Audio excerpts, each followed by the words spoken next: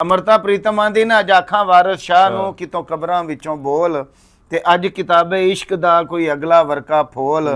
जी अस्सलाम वालेकुम साथियों, आज फिर हम सदाए मजदूर की एपिसोड में आपके लिए हाजिर हुए हैं। हमें पता है कि बहुत अरसा हो गया था कॉमरेड जी, मसरूफियत भी है, बारिशें भी हैं, मुलाकात ਜ਼ਾਹਿਰ ਹੈ ਫਿਰ ਅਸੀਂ ਉਹ ਕੋਈ ਉਸ ਤਰ੍ਹਾਂ ਨੂੰ ਪ੍ਰੋਫੈਸ਼ਨਲ ਜਾਂ ਕਮਰਸ਼ੀਅਲ ਬੁਨਿਆਦਾਂ ਦੇ ਚਲਾ ਵੀ ਨਹੀਂ ਰਹੇ। नहीं लोग इन्ना सपोर्ट करें कि YouTube भी सानू सपोर्ट कर देवे ते प्रोफेशनल भी हो जावांगे। ਸਹੀ ਹੈ ਸਹੀ ਹੈ। ਤੇ ਤੁਸੀਂ ਅੱਜ ਸਾਡੀ ਕਮਿਟਮੈਂਟ ਸੀ ਜੀ ਬਿਲਕੁਲ। ਤੇ ਤੁਸੀਂ ਵੀ ਇੱਕ ਜਦੋਜਹਿਦ ਕਰਕੇ ਇੱਥੇ ਪਹੁੰਚੇ ਹੋ ਤੇ ਮੈਂ ਵੀ ਇੱਕ ਜਦੋਜਹਿਦ ਕਰਕੇ ਇੱਥੇ ਪਹੁੰਚਾ। ਕਾਮਰੇਡ ਜੀ ਅਫਸੋਸ ਹੈ ਮੈਨੂੰ ਤੁਹਾਡੇ ਐਕਸੀਡੈਂਟ ਦਾ, ਮੈਂ ਜਿਵੇਂ ਸੁਣਿਆ ਜ਼ਾਹਿਰ ਹੈ ਮੇਰਾ ਖਿਆਲ ਹੈ ਅੱਜ ਅਸੀਂ ਹੋਰ ਕੀ ਗੱਲ ਕਰਨੀ ਹੈ। ਮੈਨੂੰ ਤਾਂ ਇਹ ਦਿੱਤੀ ਹੈ ਕਿ ਜਦੋਂ ਸਾਡੀ ਜਿਹੜੀ ਸੁਸਾਇਟੀ ਹੈ ਇਹਦੇ 'ਚ ਕੋਈ ਇਹੋ ਜਿਹਾ ਵਾਕਿਆ ਹੁੰਦਾ ਹੈ, ਛੋਟਾ ਮੋਟਾ ਇਨਸੀਡੈਂਟ ਹੋ ਜਾਏ, ਐਕਸੀਡੈਂਟ ਹੋ ਜਾਏ, ਲੋਕ ਉਹਨੂੰ ਇੰਨਾ ਵੱਡਾ ਬਣਾ ਦਿੰਦੇ ਨੇ ਕਿ ਇੱਕ ਦੂਜੇ ਦੀ ਜਾਨ ਲੈਣ ਤੇ ਚਲੇ ਜਾਂਦੇ। ਜਿਵੇਂ ਹੁਣ ਤੁਹਾਡਾ ਸੀਨ ਹੋਇਆ ਹੈ। ਨਹੀਂ ਉਹ ਛੋਟਾ ਜਿਹਾ ਸੀਨ ਸੀ, ਉਹ ਜਿਹਨੂੰ ਕਹਿੰਦੇ ਨੇ ਬੰਪਰ ਤੋਂ ਬੰਪਰ ਟੱਚ ਹੋਇਆ ਲੇਕਿਨ ਥੋੜਾ ਜਿਹਾ ਜ਼ਿਆਦਾ ਟੱਚ ਨੁਕਸਾਨ ਹੋਇਆ ਤੇ ਅਗਰ ਨੁਕਸਾਨ ਅਗਰ ਜੇ ਤੁਹਾਡਾ ਜ਼ਿਆਦਾ ਹੈ ਤੇ ਬਾਵਜੂਦ ਹਾਂ ਤੇ ਗਲਤੀ ਬਕੌਲ ਮੇਰੇ ਤੇ ਉਹਨਾਂ ਦੀ ਸੀ ਤੇ ਉਹਨਾਂ ਦੇ ਬਕੌਲ ਉਹਨਾਂ ਮੇਰੀ ਸੀ ਵਜੰਦੀ ਵੀ ਸੀ। ਮੈਂ ਨਿਕਲਿਆ ਗੱਡੀ 'ਚ ਤੇ ਮੈਂ ਕਿਹਾ ਕਿ ਚਲੋ ਜੀ ਇਹਨਾਂ ਦਾ ਹੋ ਗਿਆ ਹੁਣ ਆਪਣਾ ਆਪਣਾ ਕਰੀਏ ਤੇ ਘਰ ਜਾਈਏ। ਵੈਸੇ ਇਹ ਵੀ ਇਹਦੇ ਤੇ ਤੁਸੀਂ ਗੱਲ ਕਰਿਓ ਜੇ, ਮਗਰ ਇਹ ਵੀ ਲੱਗਦਾ ਸਾਡੀ ਸੁਸਾਇਟੀ 'ਚ ਹਰ ਬੰਦਾ ਦੂਸਰੇ ਤੇ ਬਲੇਮ ਦਿੰਦਾ ਹੈ ਕਾਮਰੇਡ ਜੀ, ਲੋਕ ਕਬੂਲ ਵੀ ਨਹੀਂ ਜੇ ਕਰਦੇ। ਮੈਂ ਤੁਹਾਨੂੰ ਸੱਚੀ ਗੱਲ ਦੱਸਾਂ, ਉਹਨਾਂ ਦਾ ਕਸੂਰ ਨਹੀਂ ਕਾਮਰੇਡ ਜੀ। ਅੱਛਾ ਮਹਿੰਗਾਈ ਵੇਖੀ ਹੈ। ਹਾਂ ਉਹ ਜਵਾਬ ਇਹ ਹੁੰਦਾ ਹੈ, ਜ਼ਾਹਿਰ ਹੈ ਜ਼ਿਹਨ ਤੇ ਇਹੀ ਸਵਾਰ ਹੁੰਦਾ ਨਾ ਕਿ ਹੈ ਇੱਕ ਤੇ ਦੂਸਰਾ ਬੰਦਾ ਮੇਰੇ ਆਪਣਾ ਖਰਚਾ ਵੀ ਮੇਰੇ ਕੋਲੋਂ ਕਰਵਾਏਗਾ ਤੇ ਮੇਰਾ ਖਰਚਾ ਵੀ ਮੇਰੇ ਸਿਰ ਤੇ ਉੱਤੇ। ਇਹ ਬੜੀ ਤੇ ਉਹਨਾਂ ਦੇ ਜ਼ਿਹਨ ਦੇ ਉੱਤੇ ਤੇ ਪਹਿਲੇ ਤੋਂ ਹੀ ਗੱਡੀ ਠੁਕਦੀ ਹੈ ਤੇ ਜਾਨ ਬਾਅਦ ਚ ਉਹ ਵੇਖਦੇ ਨੇ ਤੇ ਜੇ ਪਹਿਲੇ ਵੇਖਦੇ ਨੇ। ਬਿਲਕੁਲ ਸਹੀ ਹੈ, ਬੜਾ ਅਹਿਮ ਗੱਲ ਤੁਸੀਂ ਕੀਤੀ। ਔਰ ਇਹੀ ਕਾਮਰੇਡ ਜੀ ਤੁਸੀਂ ਜਿਹੜੀ ਗੱਲ ਕੀਤੀ ਮੈਂ ਇਹਦੇ ਤੇ ਗੱਲ ਕਰਨਾ ਚਾਹ ਰਿਹਾ ਕਿ ਤੁਸੀਂ ਉਹ ਵੇਖਿਆ 2-3 ਦਿਨ ਤੋਂ ਇੱਕ ਵਾਕਿਆ ਸੋਸ਼ਲ ਮੀਡੀਆ ਤੇ ਔਰ ਅਖਬਾਰਾਂ 'ਚ ਬੜਾ ਵਾਇਰਲ ਵੀ ਹੈ, ਅਖਬਾਰਾਂ 'ਚ ਵੀ ਆ ਰਿਹਾ ਲੋਕਾਂ ਦੇ ਸਾਹਮਣੇ। ਉਹ ਹੈ ਕਿ ਸਿਰਫ 30 ਰੁਪਏ ਦੀ ਲੜਾਈ ਕਾਮਰੇਡ ਜੀ, 130 ਰੁਪਏ ਦੀ ਦਰਜਨ ਕੇਲੇ ਲੈਂਦੇ ਨੇ ਦੋ ਭਰਾ, ਲਾਹੌਰੋਂ ਕੰਮ ਕਰਕੇ ਆਪਣੇ ਪਿੰਡ ਜਾ ਰਹੇ ਨੇ। ਰਾਏਵਿੰਡ ਦੇ ਨਾਲ ਹੀ ਰੱਤੀ ਪਿੰਡੀ ਇੱਕ ਜਗ੍ਹਾ ਪਿੰਡ ਛੋਟਾ ਜਿਹਾ ਉਹ ਇਲਾਕਾ ਜਿੱਥੋਂ 30 ਰੁਪਏ ਦੇ ਝਗੜੇ ਤੋਂ ਉਹ ਇਹ ਕਹਿੰਦੇ ਨੇ ਕਿ ਜੀ ਉਹਨਾਂ ਨੇ ਕਿਹਾ ਕਿ 100 ਰੁਪਇਆ ਹੈਗਾ ਤੇ 30 ਰੁਪਏ ਤੂੰ ਰਹਿਣ ਦੇ, ਜੇ ਤੂੰ ਲੈਣੇ ਨੇ ਤੇ 5000 ਦਾ ਨੋਟ ਤੂੰ ਉਹਦੇ ਹੀ ਦੇ ਦੇ। ਉਹ ਇੱਥੋਂ ਉਹਨਾਂ ਦੀ ਤਲਕ ਕਲਾਮੀ ਹੁੰਦੀ ਹੈ, ਮੂੰਹ ਮਾਰੀ ਹੁੰਦੀ ਹੈ। ਤੇ ਜਿਹੜਾ ਰੇਹੜੀ ਵਾਲਾ ਹੈ ਉਹ ਵੀ ਇੱਕ ਗਰੀਬ ਆਦਮੀ ਹੈ। ਅੱਛਾ ਰੇਹੜੀ ਵਾਲਾ ਆਪਣੇ ਫੋਨ ਕਰਕੇ ਬੁਲਾ ਲੈਂਦਾ ਭਰਾਵਾਂ ਨੂੰ, ਆਪਣੇ ਭਣਵਈਏ ਆਪਣੇ ਰਿਸ਼ਤੇਦਾਰਾਂ ਨੂੰ, ਤੇ ਉਹ ਮਾਰਨਾ ਸ਼ੁਰੂ ਹੋ ਜਾਂਦੇ ਨੇ ਉੱਥੇ ਉਹਨਾਂ ਦੋ ਭਰਾਵਾਂ ਨੂੰ। ਇੱਕ ਭਰਾ ਜਿਹੜਾ ਉਹ ਜ਼ਖਮੀ ਹੋ ਜਾਂਦਾ ਤੇ ਦੂਜਾ ਉਹਨੂੰ ਪਾਣੀ ਪਿਆਉਣ ਦੀ ਕੋਸ਼ਿਸ਼ ਕਰ ਰਿਹਾ ਬਹਿ ਕੇ। ਜ਼ਾਹਿਰ ਉਹਦਾ ਸਿਰ ਉਹਨੇ ਗੋਦ 'ਚ ਰੱਖਿਆ ਤੇ ਉਹ ਇੱਕ ਜ਼ਾਲਮ ਆਂਦਾ ਉਹਨੂੰ ਬੱਲਾ ਮਾਰਦਾ, ਜਿਹਨੇ ਆਪਣੀ ਗੋਦ 'ਚ ਰੱਖਿਆ ਸੀ, ਜਿਹਨੇ ਆਪਣੇ ਭਰਾ ਦਾ ਸਿਰ ਗੋਦ 'ਚ ਰੱਖਿਆ ਉਹਨੂੰ ਬੱਲਾ ਮਾਰਦੇ ਨੇ ਤੇ ਉਹ ਵੀ ਵਿਚਾਰਾ ਜਾ ਪੈਂਦਾ ਔਰ ਕੋਮੇ 'ਚ ਚਲਾ ਜਾਂਦਾ ਤੇ ਉਹ ਵੀ ਕੁਝ ਘੰਟਿਆਂ ਬਾਅਦ ਉਹ ਫੌਤ ਹੋ ਜਾਂਦਾ। ਮਤਲਬ ਲੇਕਿਨ ਸਾਰਾ ਕੁਝ 30 ਰੁਪਏ ਦੇ ਪਿੱਛੇ, ਸਾਰਾ ਕੁਝ 30 ਰੁਪਏ ਦੇ ਪਿੱਛੇ। ਮਤਲਬ 15 ਰੁਪਏ 'ਚ ਇੱਕ ਜਾਨ, ਦੋ ਜਾਨਾਂ 30 ਰੁਪਈਆਂ ਦੀ ਤੰਦੂਰੀ ਰੋਟੀ ਕਿੰਨੇ ਦੀ ਹੈ? 15 ਰੁਪਏ ਦੀ ਦੋ ਰੋਟੀਆਂ ਦੇ ਉੱਤੇ ਦੋ ਬੰਦੇ ਜਿਹੜੇ ਨੇ ਜੀ ਤੁਸੀਂ ਉਹ ਮਾਰ ਦਿੱਤੇ ਨੇ। ਅੱਛਾ ਪਰਸੋਂ ਗੁਜਰਾਤ ਦੇ ਅੰਦਰ ਦੋ ਭਰਾ ਜਿਹੜੇ ਨੇ ਉਹ ਕ੍ਰਿਕਟ ਗਰਾਊਂਡ 'ਚ ਕ੍ਰਿਕਟ ਖੇਡਦੇ ਹੋਏ ਇੱਕ ਨੌਜਵਾਨ ਮੁੰਡੇ ਨੇ ਔਰ ਓਵਰ ਦਾ ਰੌਲਾ ਹੈ ਤੇ ਉਹ ਉੱਥੇ ਮੁੰਡੇ ਨੇ ਗੋਲੀ ਚਲਾਈ ਹੈ ਤੇ ਦੋ ਮਾਰ ਦਿੱਤੇ ਨੇ ਔਰ ਮਾਮਾ ਜਿਹੜਾ ਜ਼ਖਮੀ ਪਿਆ। ਮਤਲਬ ਇਹ ਸੁਸਾਇਟੀ ਜੀ ਸਿਰਫ ਇੱਕ ਓਵਰ ਦੇ ਉੱਤੇ ਮਤਲਬ ਇਹ ਕਿ ਸੁਸਾਇਟੀ ਦੇ ਅੰਦਰ ਫਰਸਟ੍ਰੇਸ਼ਨ ਜਿਹੜੀ ਹੈ ਨਾ ਜੀ, ਉਹ ਮੈਂ ਉਹੀ ਸਟ੍ਰੈਸ ਦਾ ਨਤੀਜਾ ਹੈ, ਫਰਸਟ੍ਰੇਸ਼ਨ ਹੈ, ਤੰਗ ਨੇ ਲੋਕ। ਠੀਕ ਹੈ, ਬਿਲਕੁਲ ਤੰਗ ਨੇ। ਮੁਆਸ਼ੀ ਹਾਲਾਤ ਵੀ ਨੇ, ਸਿਆਸੀ ਤੌਰ ਤੇ ਵੀ ਕੋਈ ਇਜ਼ਹਾਰ ਨਹੀਂ ਕਰਨ ਦਾ ਮੌਕਾ, ਪਸਮੰਦਗੀ ਹਰ ਤਰ੍ਹਾਂ ਦੀ। ਔਰ ਮੈਂ ਸਮਝਣਾ ਕਿ ਸਮਾਜੀ ਲੌਕਅਪ ਇੱਕ ਤਰ੍ਹਾਂ ਦਾ ਸਾਡੇ ਕੋਲ ਲੋਕਾਂ ਕੋਲ ਖੁਸ਼ ਹੋਣ ਦਾ ਵੀ ਮੌਕਾ ਨਹੀਂ ਕਾਮਰੇਡ ਜੀ, ਜਿਹਦੀ ਵਜ੍ਹਾ ਤੋਂ ਦੁੱਖ ਸੁਣਾਉਣ ਦਾ ਮੌਕਾ ਨਹੀਂ। ਜਿਨ੍ਹਾਂ ਦੇ ਕੋਲ ਨਾ ਪਾਰਕਸ ਨੇ, ਨਾ ਕੋਈ ਬੈਠਣ ਦੇ ਇਲਾਕੇ ਨੇ, ਨਾ ਜੇਬ ਇਜਾਜ਼ਤ ਦਿੰਦੀ ਹੈ ਕਿ ਦੋਸਤਾਂ ਨਾਲ ਬੰਦਾ ਕੋਈ ਕਾਫੀ ਤੇ ਚਲਾ ਜਾਵੇ, ਕੋਈ ਚਾय ਪੀ ਲਵੇ, ਕੁਛ ਇੰਜੋਏ ਕਰ ਲੈ, ਕੋਈ ਫਿਲਮ ਦੇਖ ਲੈ। ਕਾਮੇਡੀ ਥੀਏਟਰ ਬੱਚੇ ਕਿੰਨੇ ਨੇ? ਸਹੀ ਕਹਿ ਰਹੇ, ਥੀਏਟਰ ਨਹੀਂ ਹੈਗੇ, ਪਾਰਕ ਨਹੀਂ ਹੈਗੇ। ਪਤਾ ਨਹੀਂ ਅਸੀਂ ਤੇ ਤੁਹਾਡੀ ਉਮਰ ਦੇ ਲੋਕਾਂ ਤੋਂ ਸੁਣਿਆ ਕਿ ਇੱਕ ਬੜਾ ਕਲਚਰ ਹੁੰਦਾ ਸੀ ਥੀਏਟਰਾਂ ਦਾ, ਲੋਕ ਆਉਂਦੇ ਜਾਂਦੇ ਰਹਿੰਦੇ ਸਨ, ਸਿਨੇਮਾ ਦਾ ਥੀਏਟਰ ਸੀ ਤੇ ਵਰਕਿੰਗ ਕਲਾਸ ਹੀ ਆਰਾਮ ਨਾਲ ਜਾ ਕੇ ਟਿਕਟ ਦੇ ਕੇ ਜਾ ਸਕਦੀ ਸੀ। ਬਿਲਕੁਲ ਅਫੋਰਡੇਬਲ ਸੀ, ਬਿਲਕੁਲ ਅਫੋਰਡੇਬਲ ਸੀ। ਹਾਂ ਹੁਣ ਤੇ ਵਰਕਿੰਗ ਕਲਾਸ ਜ਼ਿਆਦਾ ਦੇਖਦੀ ਸੀ ਫਿਲਮ ਨੂੰ। ਉਹਦੇ ਤੋਂ ਬਣਦੀ ਉਹਨਾਂ ਕੋਲੋਂ ਸੀ, ਉਹਦੇ ਤੋਂ ਖੋਲਿਆ। ਬਿਲਕੁਲ ਠੀਕ ਕਹਿ ਰਹੇ ਜੀ। ਹੁਣ ਤੇ ਚਲੋ ਜਿਹੜੀ ਫਿਲਮਾਂ ਬਣਦੀਆਂ ਨੇ ਇੱਕ ਤੇ ਹਾਲੀਵੁੱਡ ਦੀਆਂ ਆਉਂਦੀਆਂ ਨੇ, ਲੋਕਲ ਫਿਲਮਾਂ ਤੇ ਹੁੰਦੀ ਨਹੀਂ ਕੋਈ ਖਾਸ। ਤੇ ਉਹ ਵੀ ਉਹਨਾਂ ਦੀ ਟਿਕਟਾਂ ਇੰਨੀ ਮਹਿੰਗੀਆਂ ਹੁੰਦੀਆਂ ਨੇ, ਇੰਨੀ ਮਹਿੰਗੀ ਹੁੰਦੀ, 1 ਮਨ ਆਟੇ ਤੋਂ ਜ਼ਿਆਦਾ ਹੁੰਦੀ ਮਹਿੰਗੀ। ਨਹੀਂ ਠੀਕ ਕਹਿ ਰਹੇ ਜੇ, ਇਹ ਮਤਲਬ ਇੱਥੇ ਆਟੇ ਦੀ ਕਿਸਾਨ ਦੀ, ਇਹ ਵੀ ਇੱਕ ਕਿਸਾਨ ਦੀ ਪੈਦਾਵਾਰ ਔਰ ਮਿਹਨਤ ਦਾ ਮੁੱਲ ਵੇਖੋ ਕਿ ਉਹਨੂੰ ਤੁਸੀਂ ਅੱਛਾ ਕਿਸਾਨ ਕੋਲ ਉਦੋਂ 2200 ਨੂੰ ਲੈ ਰਿਹਾ ਸੀ ਕਣਕ, ਹੁਣ ਅੱਜ ਵੇਖੋ ਕਿਸਾਨ ਦੇ ਘਰੋਂ ਜਦੋਂ ਨਿਕਲ ਗਈ ਤੇ ਫਿਰ ਉਹ ਮਹਿੰਗੀ ਹੋ ਗਈ। ਖੈਰ ਇਹ ਹੋਰ ਪਾਸੇ ਗੱਲ ਚਲੀ ਜਾਏਗੀ ਗੱਲ ਇੱਥੇ, ਕਿਉਂਕਿ ਫਰਸਟ੍ਰੇਸ਼ਨ ਦੀ ਗੱਲ ਹੋ ਰਹੀ ਹੈ ਨਾ ਕਾਮਰੇਡ ਜੀ, ਤੇ ਇਸ ਲਈ ਮੈਂ ਇਹ ਮਿਸਾਲ ਦਿੱਤੀ ਕਿਉਂਕਿ ਤੁਹਾਨੂੰ ਪਤਾ ਹੈ, ਸਾਰੇ ਦੋਸਤਾਂ ਨੂੰ ਵੀ ਪਤਾ ਹੈ ਕਿ ਇਹ ਇਸ਼ੂ ਰਿਹਾ ਕਿ ਜਿਹੜੀ ਕਿਸਾਨ ਦੀ ਗੰਦਮ ਦੀ ਮੇਰੇ ਖਿਆਲ ਹੈ ਰੇਟ ਲੱਗਿਆ ਸੀ ਉਹ ਕੋਈ 2200 ਰੁਪਏ ਫੀ ਮਨ ਲੱਗਿਆ ਸੀ, ਤੇ ਉਹ ਉਹਨਾਂ ਨੇ ਇੱਕ ਬੜੀ ਗੱਲ ਚਲਾਈ ਸੋਸ਼ਲ ਮੀਡੀਆ ਤੇ ਕਿ ਇੱਕ ਪੀਜ਼ਾ ਦੇ ਬਰਾਬਰ। ਤੇ ਹੁਣ ਮੈਂ ਤੁਹਾਨੂੰ ਇੱਕ ਹੋਰ ਮਿਸਾਲ ਦੇ ਰਿਹਾ ਜੀ ਕਿ 40 ਕਿਲੋ ਤੁਸੀਂ ਗੰਦਮ ਬਣਾਓਗੇ ਨਾ, ਮਾਰਕੀਟ ਵਿੱਚ ਸੇਲ ਕਰੋਗੇ, ਤੇ ਤੁਸੀਂ ਇੱਕ ਮੂਵੀ ਦੀ ਟਿਕਟ ਨਹੀਂ ਖਰੀਦ ਸਕਦੇ। ਬਿਲਕੁਲ ਸਹੀ। ਪਰ ਮੈਂ ਕਾਮਰੇਡ ਜੀ ਵਾਪਸ ਆਣਾ ਚਾਹਣਾ, ਮੇਰੇ ਪਤਾ ਨਹੀਂ ਕਿਉਂ ਸਾਹਬ ਤੇ ਨਾ ਇਹ ਇਹਨਾਂ ਦੋਨੋਂ ਵਾਕਿਆਤ ਜਿਹੜੇ ਨੇ, ਮੈਂ ਇੱਕ ਤੇ ਸਦਾਏ ਮਜ਼ਦੂਰ ਦੀ ਵਸਾਤਤ ਨਾਲ ਉਹਨਾਂ ਨੌਜਵਾਨਾਂ ਦੇ ਵਰਸਾ ਨਾਲ ਤਾਜ਼ੀਅਤ ਦਾ ਇਜ਼ਹਾਰ ਕਰਨਾ ਚਾਹ ਰਿਹਾ, ਫਿਰ ਪੂਰੇ ਪਾਕਿਸਤਾਨ ਦੇ ਬਾਸ਼ਊਰ ਔਰ ਹਸਾਸ ਲੋਕਾਂ ਨਾਲ ਵੀ ਤਾਜ਼ੀਅਤ ਦਾ ਇਜ਼ਹਾਰ ਕਰਨਾ ਚਾਹ ਰਿਹਾ ਕਿ ਜਿਹੜੇ ਇਸ ਸਦਮੇ ਨੂੰ ਫੀਲ ਕਰ ਰਹੇ ਨੇ, ਮਹਿਸੂਸ ਕਰ ਰਹੇ ਨੇ। ਤੇ ਇਹਦੇ ਨਾਲ ਹੀ ਕਾਮਰੇਡ ਜੀ ਇਹ ਗੱਲ ਵੀ ਜ਼ਰੂਰੀ ਵੇਖਣ ਵਾਲੀ ਹੈ ਕਿ ਕਿਆ ਇਹ ਅੱਜ ਤੋਂ ਹੈ, ਅਗਰ ਇਹ ਜਾਂ ਅਚਾਨਕ ਹੈ ਜਾਂ ਇਹ ਸਦੀਆਂ ਤੋਂ ਚੱਲਦਾ ਆ ਰਿਹਾ ਸਾਡੇ ਕੋਲ, ਜਾਂ ਕਮ ਅਜ਼ ਕਮ ਅਸੀਂ, ਮੈਨੂੰ ਤਾਂ ਲੱਗਦਾ ਕਿ ਜਿਵੇਂ ਜਿਹੜਾ ਸਨ 47 ਹੈ ਨਾ, ਉਹ ਇੰਨਾ ਲੰਮਾ ਹੋ ਗਿਆ ਕਿ ਉਹ ਮੁੱਕਦਾ ਹੀ ਨਹੀਂ ਪਿਆ। ਯਾਨੀ ਅਸੀਂ ਅਗਸਤ ਦੇ ਮਹੀਨੇ 'ਚ, ਆਜ਼ਾਦੀ ਦਾ ਮਹੀਨਾ ਇਹਨੂੰ ਕਹਿੰਦੇ ਨੇ, ਅਜੇ ਚੰਦ ਦਿਨ ਪਹਿਲੇ 14 ਅਗਸਤ ਸੀ, ਲੋਕ ਵਾਜੇ ਵਜਾ ਰਹੇ ਸੀ, ਆਜ਼ਾਦੀ ਦੇ ਜਸ਼ਨ ਮਨਾ ਰਹੇ ਸੀ। ਹਾਂਜੀ, ਜਸ਼ਨ ਵੀ ਇੰਜ ਦਾ ਬਣਾ ਦਿੱਤਾ ਕਿ ਪਾਂ ਉਹਨਾਂ ਨੇ, ਚਲੋ ਪਾਂ ਲੋਕ ਇੰਜੋਏ ਕਰਨ ਦਿਓ, ਅਸੀਂ ਨਨਕਾਣੇ ਵੀ, ਨਨਕਾਣੇ ਤੱਕ ਵੀ ਪਾਂ ਪਹੁੰਚੇ ਹੋਏ ਸੀ, ਪੂਰੇ ਮੁਲਕ ਦੇ ਅੰਦਰ ਇਹ ਆਲਮ ਹੈ। ਤੋ ਆਜ਼ਾਦੀ ਵੀ ਜਿਹੜੀ ਹੈ ਲੱਖਾਂ ਲੋਕਾਂ ਦੀਆਂ ਜਾਨਾਂ ਦਾ ਨਜ਼ਰਾਨਾ ਦੇ ਕੇ ਤੁਸੀਂ ਬਜਾਇਸ ਦੇ ਕੇ ਤੁਸੀਂ ਇਹਦੇ ਤੇ ਗੌਰ ਕਰੋ ਕਿ ਭਈ ਉਹ ਇੰਨੇ ਲੋਕਾਂ ਦੀਆਂ ਜ਼ਿੰਦਗੀਆਂ ਬਰਬਾਦ ਹੋਈਆਂ, ਇੰਨੇ ਲੋਕ ਜਾਨੋਂ ਗਏ, ਇੰਨੀਆਂ ਇੱਜ਼ਤਾਂ ਤਬਾਹ ਬਰਬਾਦ ਹੋ ਗਈਆਂ, ਤੇ ਇੰਨੀਆਂ ਕੁਰਬਾਨੀਆਂ ਤੋਂ ਬਾਅਦ 78 ਸਾਲ ਦੇ ਅੰਦਰ ਅਸੀਂ ਕੀ ਪਾਇਆ, ਅਸੀਂ ਕਿੱਥੇ ਖਲੋਤੇ ਹਾਂ ਕਿ ਅੱਜ ਵੀ ਅਸੀਂ 47 'ਚ ਕਿ ਇੱਕ 30 ਰੁਪਏ ਤੋਂ ਆ ਕੇ ਤੁਸੀਂ 2 ਭਰਾ ਸਕੇ ਮਾਰ ਦਿੰਦੇ ਹੋ, ਇੱਕ ਓਵਰ ਤੋਂ ਖੇਡ ਤੋਂ ਆ ਕੇ ਇੰਨੀ ਜਿਹੜੀ ਲੋਕਾਂ ਦੇ ਅੰਦਰ ਉਹ ਅਦਮੇ ਬਰਦਾਸ਼ਤ ਤੇ ਅਦਮੇ ਰਵਾਦਾਰੀ ਹੈ। ਇੱਕ ਬੰਦਾ ਕਹਿੰਦਾ ਜੀ ਉੱਥੇ ਕੋਈ ਇੰਜ ਦਾ ਮਜ਼ਹਬੀ ਵਾਕਿਆ ਹੋਇਆ ਤੇ ਪੂਰਾ ਮੌਬ ਟੁਰਦਾ, ਉਹ ਬੰਦਿਆਂ ਨੂੰ ਸਾੜਨ ਟੁਰ ਪੈਂਦਾ, ਪੂਰਾ ਮੁਹੱਲਾ ਸਾੜਨ ਟੁਰ ਪੈਂਦੇ ਨੇ। ਉਹ ਮਜ਼ਹਬੀ ਰਵਾਦਾਰੀ ਜਿਹੜੀ ਹੈ ਉਹ ਮੁੱਕ ਗਈ ਹੈ ਸਮਾਜ ਦੇ ਅੰਦਰੋਂ, ਸਮਾਜੀ ਰਵਾਦਾਰੀ ਮੁੱਕ ਗਈ ਹੈ, ਕੋਈ ਇੱਕ ਦੂਸਰੇ ਦਾ ਉਹ ਨਹੀਂ। ਤੇ ਮੈਂ ਦੁਬਾਰਾ ਮੈਨੂੰ ਅਮਰਤਾ ਪ੍ਰੀਤਮ ਦੀ ਉਹ ਇੱਕ ਨਜ਼ਮ ਜਿਹੜੀ ਉਹਨਾਂ ਨੇ 47 'ਚ ਲਿਖੀ ਸੀ ਕਾਮਰੇਡ ਜੀ, 47 ਦੇ ਕਤਲੇਆਮ ਤੇ ਲਿਖੀ ਸੀ, ਜਦੋਂ ਕਹਿੰਦੇ ਨੇ ਦਰਿਆਵਾਂ ਦੇ ਪਾਣੀ ਸੁਰਖ ਹੋ ਗਏ ਸੀ, ਖੂਨ ਸਫੇਦ ਹੋ ਗਿਆ ਸੀ, ਜਦੋਂ ਹਮਸਾਏ ਨੂੰ ਹਮਸਾਇਆ ਕਤਲ ਕਰ ਰਿਹਾ ਸੀ। ਐਸੀ ਦੁਨੀਆ ਦੀ ਵਹਿਸ਼ਿਆਨਾ ਇੱਕ ਵੰਡ ਔਰ ਬਰਬਰੀਅਤ, ਜਿਹਨੂੰ ਲੁੱਟ ਵੀ ਆਖਦੇ ਨੇ, ਜਿਹਨੂੰ ਬਟਵਾਰਾ ਵੀ ਆਖਦੇ ਨੇ, ਤਕਸੀਮ ਵੀ ਆਖਦੇ ਨੇ, ਉਹਦੇ ਤੇ ਮੈਂ ਤੁਹਾਨੂੰ 2-3 ਸ਼ੇਰ ਅਮਰਤਾ ਪ੍ਰੀਤਮ ਨੇ ਇੱਕ ਨੋਹਾ ਲਿਖਿਆ ਐਸੀ ਸੂਰਤ ਹਾਲ ਤੇ, ਔਰ ਉਹ ਸੂਰਤ ਹਾਲ ਤਬਦੀਲ ਹੀ ਨਹੀਂ ਪਈ ਹੁੰਦੀ ਅੱਜ ਥੋੜੀ। ਅਫਸੋਸ ਹੈ ਵੇ, ਸਿਤਮ ਜ਼ਰੀਫੀ ਹੈ ਵੇ ਕਿ ਅੱਜ ਵੀ 47 ਵਾਂਗੂ ਹੀ ਲੋਕ ਇੱਕ ਦੂਸਰੇ ਨੂੰ ਵੱਢ ਟੁੱਕ ਰਹੇ ਨੇ, ਮਾਰੀ ਜਾ ਰਹੇ ਨੇ, ਕਤਲ ਕਰ ਰਹੇ ਨੇ। ਫਰਕ ਸਿਰਫ ਇੰਨਾ ਹੈ ਕਿ ਉਦੋਂ ਅਸੀਂ ਇੱਥੇ ਹਿੰਦੂ ਅਕਸਰੀਅਤ ਸੀ ਤੇ ਉਹਨਾਂ ਦੇ ਨਾਲ ਇਹ ਕਤਲੇ ਔਰ ਸਿੱਖਾਂ ਦੇ ਨਾਲ ਹੋ ਰਿਹਾ ਸੀ।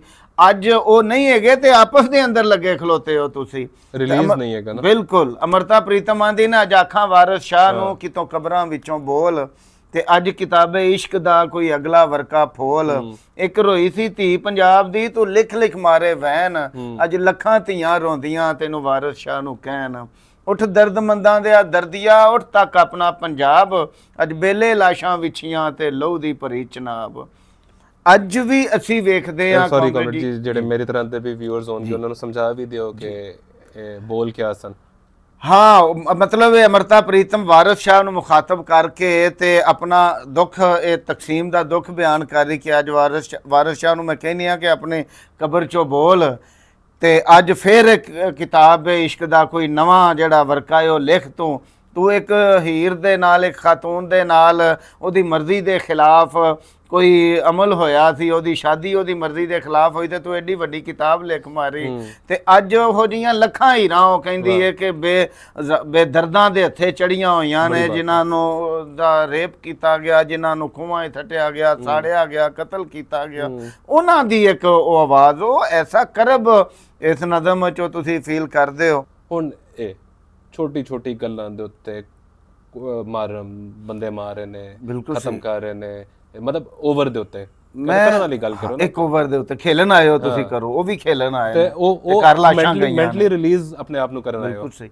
ਬਾਬਾ ਨਦਰ ਸਿੰਘ ਜਾਨੀ ਇੱਕ ਸ਼ਾਇਰ ਸਨ ਸਾਡੇ। ਫਿਰ ਇਸ ਤਰ੍ਹਾਂ ਦੇ ਵਾਕਿਆਂ ਦੇ ਬਾਅਦ ਮਾਵਾਂ ਜਾਣ ਦੇਣਗੇ ਆਪਣੇ ਬੱਚਿਆਂ ਨੂੰ ਖੇਡਣ? ਮਾਵਾਂ ਬਹੁਤ ਦੁਖੀ ਨੇ ਇਸ ਮੁਲਕ ਦੇ ਅੰਦਰ, ਬਹੁਤ ਦੁਖੀ ਨੇ। ਇਹ ਮੁਲਕ ਸੱਚੀ ਗੱਲ ਹੈ ਵੇ ਕਿ ਵਹਿਸ਼ਤ ਦਾ ਇੱਕ ਰੂਪ ਧਾਰ ਚੁੱਕਿਆ ਹੈ। ਸਾਨੂੰ ਪਿਆਰ ਹੈ ਆਪਣੇ ਵਤਨ ਨਾਲ, ਐਸੀ ਗੱਲ ਨਹੀਂ, ਕੋਈ ਇਹਦੇ ਤੋਂ ਇਹ ਮਤਲਬ ਨਾ ਲਵੇ ਕਿ ਅਸੀਂ ਪਤਾ ਨਹੀਂ, ਮਗਰ ਅਸੀਂ ਅਗਰ ਆਪਣੇ ਰੋਗਾਂ ਨੂੰ, ਅਗਰ ਆਪਣੇ ਕਮਜ਼ੋਰੀਆਂ ਨੂੰ ਛੁਪਾਵਾਂਗੇ ਤੇ ਫਿਰ ਉਹ ਵੱਧਦੇ ਜਾਣਗੇ, ਉਹ ਨਾਸੂਰ ਬਣ ਜਾਣਗੇ। ਸਾਨੂੰ ਉਹਨਾਂ ਦਾ ਸਾਹਮਣੇ ਰੱਖਦੇ ਹੋਏ ਹੱਲ ਔਰ ਇਲਾਜ ਚਾਹੀਦਾ। ਉਸ ਪਾਸੇ ਵੱਲ ਜਾਵਾਂਗੇ ਅਗਰ ਅਸੀਂ ਤੇ ਫਿਰ ਕੋਈ ਬਿਹਤਰੀ ਦੀ ਗੁੰਜਾਇਸ਼ ਹੋਗੀ। ਇਹ ਸਾਸੇ ਜ਼ਿਆ ਜਾਤਾ ਰਹਾ ਵਾਲੀ ਗੱਲ ਨਾ ਹੋਵੇ, ਪਹਿਲੇ ਮੰਨੀਏ ਤੇ ਸਹੀ ਕੁਝ ਮਸਲਾ।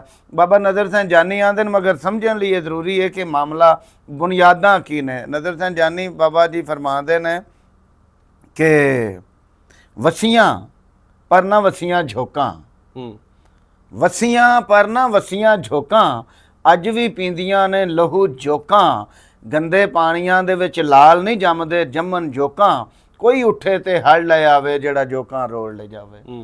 ਮਤਲਬ ਹੈ ਕਿ ਇਹ ਨਿਜ਼ਾਮ ਜਿਹੜਾ ਹੈ ਇੱਕ ਠਹਿਰੇ ਹੋਏ ਪਾਣੀ ਵਾਂਗੂ, ਇੱਕ ਸਕੂਤ, ਇੱਕ ਤਰ੍ਹਾਂ ਦਾ ਕਿ ਵੈਸੇ ਤਾਂ ਤਾਰੀਖ 'ਚ, ਜ਼ਿੰਦਗੀ 'ਚ, ਕਾਇਨਾਤ 'ਚ ਸਕੂਤ ਜਿਹੜਾ ਹੈ ਉਹ ਇਹ ਤਗੱਯਰ ਨੂੰ ਹੀ ਇੱਕ ਸਬਾਤ ਹਾਸਲ ਹੈ। ਹਰ ਲਮਹਾ ਦੁਨੀਆ ਤਬਦੀਲ ਹੋ ਰਹੀ ਹੈ, ਪਰ ਕੁਝ ਮੁਆਸ਼ਰੇ ਹੁੰਦੇ ਨੇ ਜਿਹੜੇ ਠਹਿਰ ਜਾਂਦੇ ਨੇ ਯਾਰ, ਉਹਨਾਂ ਦੇ ਇਰਤਕਾ ਨੂੰ ਕੋਈ ਵਕਤੀ ਤੌਰ ਤੇ ਰੋਕ ਲੱਗੀ ਖੜੀ ਹੁੰਦੀ ਹੈ। ਉਹ ਜਿਹੜਾ ਰੋਕ, ਉਹ ਜਿਹੜਾ ਡੱਕਾ ਲੱਗਾ ਹੋਇਆ ਸਮਾਜ ਨੂੰ ਅੱਗੇ ਵਧਣ ਦੇ ਰਸਤੇ 'ਚ, ਉਹ ਸ਼ਾਇਦ ਇਹ ਵੇ ਕਾਮਰੇਡ ਜੀ ਕਿ ਮਈਸ਼ਤ ਜਿਹੜੀ ਹੈ ਉਹ ਚੰਦ ਹੱਥਾਂ ਦੇ ਕੰਟਰੋਲ 'ਚ, ਉਹਦੀ ਵਜ੍ਹਾ ਤੋਂ ਤਾਲੀਮ, ਸਿਹਤ, ਇਲਾਜ, ਤਫਰੀਹ ਦੇ ਸਾਰੇ ਮੌਕੇ ਵੀ ਉਹਨਾਂ ਦੇ ਹੀ ਕੰਟਰੋਲ 'ਚ ਨੇ, ਔਰ ਬਾਕੀ ਪੂਰੀ ਜਨਤਾ ਜਿਹੜੀ ਉਹ ਮਹਿਰੂਮੀਆਂ ਦਾ ਸ਼ਿਕਾਰ ਹੈ, ਜਹਾਲਤ ਦਾ ਸ਼ਿਕਾਰ ਹੈ, ਤਵਹਿਮ ਪ੍ਰਸਤੀ ਦਾ ਸ਼ਿਕਾਰ ਹੈ, ਗੁਰਬਤ ਦਾ ਸ਼ਿਕਾਰ ਹੈ, ਭੁੱਖ ਨੰਗ ਦਾ ਸ਼ਿਕਾਰ ਹੈ।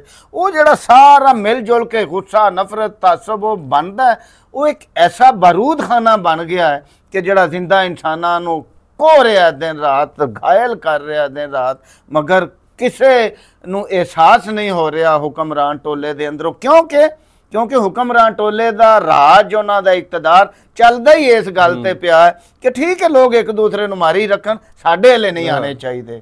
ਉਹ ਉੱਤੇ ਤਮਾਸ਼ਾ ਵੇਖ ਰਹੇ ਹੁੰਦੇ ਨੇ। ਮੈਂ ਇੱਕ ਦਿਨ ਇੱਕ ਜਗ੍ਹਾ ਤੇ ਗੱਲ ਕਰ ਰਿਹਾ ਕਿ ਜਿਵੇਂ ਇੱਕ ਜ਼ਮਾਨੇ 'ਚ ਸਪਾਰਟਕਸ ਨਾਵਲ ਨੂੰ ਅਗਰ ਅਸੀਂ ਵੇਖੀਏ, ਸਾਡੇ ਸਾਹਮਣੇ ਆਉਂਦਾ ਹੈ ਤੇ ਗੁਲਾਮਾਂ ਨੂੰ, ਗਲੈਡੀਏਟਰਸ ਨੂੰ ਮਾਲਦਾਰ ਲੋਕ ਬਾਕਾਇਦਾ ਉਹਦੇ 'ਚ ਅਖਾੜਿਆਂ 'ਚ ਉਤਾਰ ਕੇ ਤੇ ਇੱਕ ਦੂਜੇ ਦੇ ਨੂੰ ਖੰਜਰ ਫੜਾਉਂਦੇ ਸੀ, ਉਹ ਇੱਕ ਦੂਜੇ ਦਾ ਕਤਲ ਕਰਦੇ ਸੀ ਲੋਕਾਂ ਦੇ ਸਾਹਮਣੇ। ਤੇ ਜਦੋਂ ਕਤਲ ਹੋ ਰਿਹਾ ਹੁੰਦਾ ਸੀ ਤੇ ਜਿਹੜੇ ਰਾਇਲ ਫੈਮਿਲੀ ਦੇ ਲੋਕ ਸੀ, ਦੂਰ ਤੇ ਨਹੀਂ ਦੁਬਾਰਾ, ਉਹ ਕਲੈਪ ਕਰ ਰਹੇ ਹੁੰਦੇ ਸੀ। ਇਹ ਧਿਆਨ ਨਾਲ ਖੁਸ਼ ਮੈਂ ਅੱਜ ਵੀ ਸਮਝਣਾ ਕਿ ਸਾਡੀ ਜਿਹੜੀ ਰੂਲਿੰਗ ਕਲਾਸ ਉੱਤੇ ਬੈਠੀ ਹੈ, ਉਹ ਇਹਨਾਂ ਚੀਜ਼ਾਂ ਨੂੰ ਤਮਾਸ਼ਬੀਨੀ ਦੇ ਤੌਰ ਤੇ ਉਹ ਇਹਨਾਂ ਨੂੰ ਇੰਜੋਏ ਕਰਦੇ ਨੇ, ਉਹ ਇਹਨਾਂ ਦਾ ਇਸਤੇਮਾਲ ਕਰਦੇ ਨੇ। ਜੀ ਮੈਂ ਤੁਹਾਨੂੰ ਇੱਕ ਦੱਸਾਂ ਕਿ ਨਾ ਅੱਜ ਕੱਲ੍ਹ ਨਾ ਇੱਕ ਸ਼ੋਅ ਆਇਆ ਹੋਇਆ ਸਕੁਇਡ ਗੇਮ ਦੇ ਨਾਂ ਦਾ, ਜੀ ਬੜਾ ਮਸ਼ਹੂਰ ਹੋਇਆ ਤੇ ਬੜੇ ਲੋਕਾਂ ਨੇ ਵੇਖਿਆ, ਪੂਰੀ ਦੁਨੀਆ ਭਰ ਲੋਕਾਂ ਨੇ। ਸਕੁਇਡ ਗੇਮ ਅੱਛਾ ਇੱਕ ਕੋਰੀਅਨ ਡਰਾਮਾ ਸੀ, ਠੀਕ ਹੈ।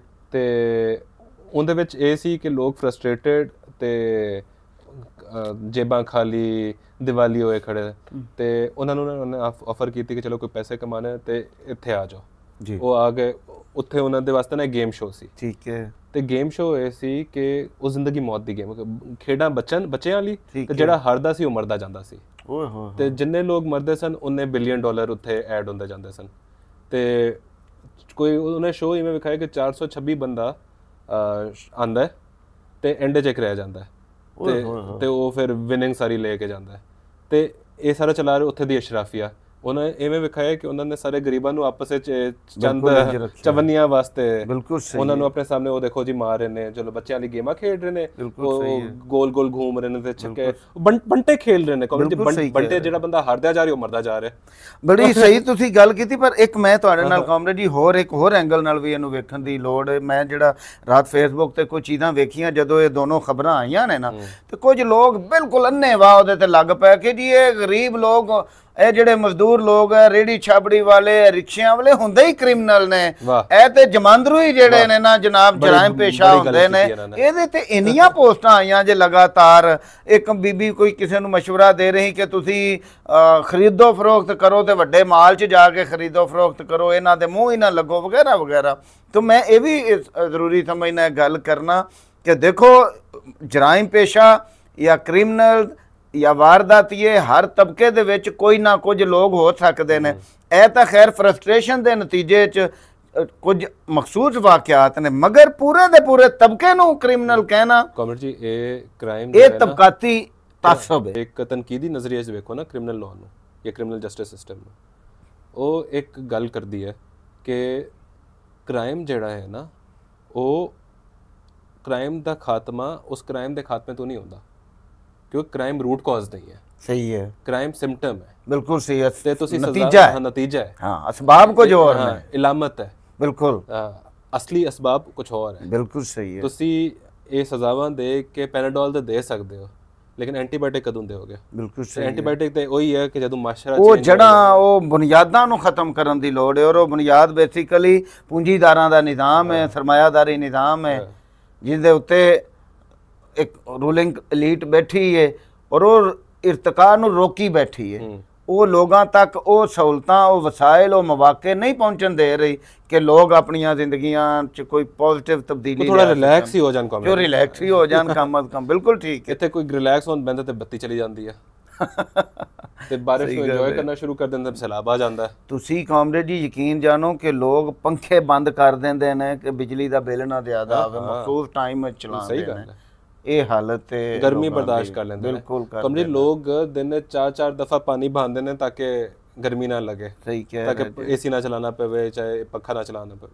अच्छा हुण पानी तो भी एक गल तुसीं इंज कर दी, मैनूं नहीं पता साडे इहदे मतलब है गुंजाइश कि नहीं, मगर मुख्तसर है कि इस वेले सैलाब आए हुए ने। असीं हर दूजे तीजे चौथे साल पंजवें साल वेखदे हां कि तबाहकुन सैलाब आंदे ने, मगर हुक्मरान तबका उहदे लई कोई लॉन्ग टर्म पॉलिसी नहीं बनांदा। बस ये कि जदों तबाही हो रही हुंदी कुछ डॉलर बाहरों मंग पिन के लियादे ने, उहदे जो कुछ आप खा लेंदे ने, कोई छोटे मोटी कोई डिजास्टर मैनेजमेंट कर लैणगे, लेकिन नुकसान तो होया ना होया। अच्छा हुण इहदे असबाब जिहड़ी चीज़ जरूरी है वेखण वाली कि पहाड़ां तो तुसीं दरख्त कट्टे ने। अच्छा वो दरख्त जिहड़े पहाड़ां नूं भी ढक के खलोते सी ते पानी नूं भी डक्का लांदे सी। ਤੁਸੀਂ ਦਰਖਤ ਵਹਿਸ਼ਿਆਨਾ ਅੰਦਾਜ਼ ਵਿੱਚ ਕੱਟ ਕੇ ਵੱਡੇ ਲੋਕਾਂ ਨੇ ਟਰੱਕਾਂ ਦੇ ਟਰਾਲਿਆਂ ਦੇ ਟਰਾਲੇ ਵਿੱਚ ਲੱਖਾਂ ਹਜ਼ਾਰਾਂ ਨਹੀਂ ਲੱਖਾਂ ਦੇ ਰੁੱਖ ਵੇਚ ਦਿੱਤੇ। ਦਰਖਤ ਦੀ ਗੱਲ ਕਰ ਰਹੇ ਹੋ, ਉਹਨਾਂ ਦੇ ਪਹਾੜ ਹੀ ਕੱਟ ਦਿੱਤੇ। ਪਹਾੜ ਵੀ ਅੱਛਾ ਪਹਿਲੇ ਰੁੱਖ ਕੱਟੇ ਫਿਰ ਪਹਾੜ ਕੱਟੇ, ਫਿਰ ਪਹਾੜ ਇੰਨੇ ਕਮਜ਼ੋਰ ਹੋ ਗਏ ਔਰ ਉੱਥੇ ਮੌਸਮ ਉਹਨਾਂ ਦਰਖਤਾਂ ਦੇ ਕੱਟੇ ਜਾਣ ਦੀ ਵਜ੍ਹਾ ਤੋਂ ਇੰਨਾ ਤਬਦੀਲ ਹੋਇਆ ਕਿ ਪਹਿਲੀ ਦਫਾ ਕਲਾਉਡ ਬਰਸਟ ਵਰਗੀਆਂ ਇਸਤਲਾਹਾਂ ਜਿਹੜੀਆਂ ਨੇ ਇੱਥੇ ਲੋਕਾਂ ਨੂੰ ਸੁਣਨ ਚ ਮਿਲੀਆਂ ਕਿ 10 ਤੋਂ 15 ਕਿਲੋਮੀਟਰ ਚ ਇੱਕਦਮ ਜਿਹੜਾ वो बारिश का इन्ना पानी आंदा है कि जेड़ा किसी दे संभालन जो किसी दे वेखण तसव्वुर च ही नहीं सी हुंदा। वो ये आ रहा है, ये साडे वेंदे वेंदे मौसमी तब्दीली आई है जिहदे च मैं समझना कि साडे निज़ाम दा हिस्सा है, इन्हां लोगां दा हिस्सा है। असीं क्लाइमेट चेंज दे उत्ते एक वड्डी एपीसोड करांगे सैपरेटली, लेकिन गल मतलब वापस अपनी गल नाल जोड़ीए ते इत्थे मौसम भी बंदा इंजॉय नहीं कर सकदा। फ्रस्ट्रेशन दी गल है कर, मगर नाल ही ये भी है कि सारियां चीज़ां जुड़ियां उस समाज नाल, सिस्टम नाल, उस मुआशी और सियासी सिस्टम नाल ने कि जेड़ा लुट मार ते मबनी है, जिन्हों ना मौसम की परवाह है, ना इंसानां दी जानां दी परवाह है, ना दरख्तां दी परवाह, ना दरियावां दी परवाह, ना समंदरां दी परवाह, हर शै गंदी